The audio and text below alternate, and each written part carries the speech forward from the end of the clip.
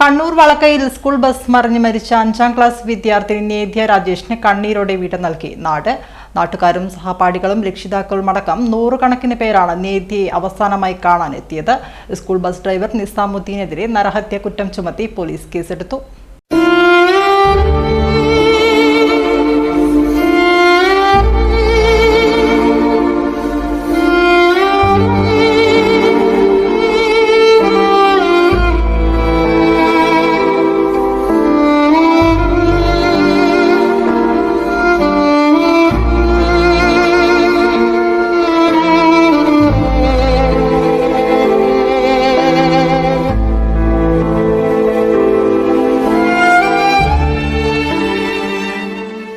സ്കൂളിലെ പുതുവത്സരാഘോഷം കഴിഞ്ഞ് അനുജത്തിക്ക് ഒരു കഷ്ണം കേക്കുമായാണ് നേധ്യ ഇന്നലെ വീട്ടിലേക്ക് പോയത്.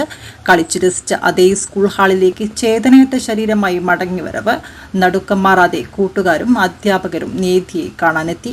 ഉച്ചയ്ക്ക് 2 മണിയോടെ കുറുമാത്തൂർ പൊതുശ്മശാനത്തിൽ സംസ്കാരം നടന്നു. അതേസമയം അശ്രദ്ധമായി വാഹനം ഓടിച്ചതാണ് അപകട കാരണമെന്നാണ് പോലീസിന്റെ കണ്ടെത്തൽ. ബ്രേക്ക് പൊട്ടിയതാണെന്ന ഡ്രൈവർ നിസാമുദ്ദീന്റെ വാദം മോട്ടോർ വാഹന വകുപ്പ് തള്ളി. ബസിന് യാതൊരു സാങ്കേതിക തകരാറുമില്ല എന്നാണ് പരിശോധനയിലെ കണ്ടെത്തൽ. അപകടമുണ്ടായ അതേ സമയത്ത് നിസാമുദ്ദീൻ വാട്സാപ്പിൽ സ്റ്റാറ്റസ് ഇട്ടിരുന്നുവെന്നതിൽ വ്യക്തതയ്ക്കായി മോട്ടോർ വാഹന വകുപ്പ് സൈബർ സെല്ലിനോട് വിവരം തേടിയിട്ടുണ്ട്. നിസാമുദ്ദീനെതിരെ കർശന നടപടി ഉണ്ടാകുമെന്നാണ് സൂചന.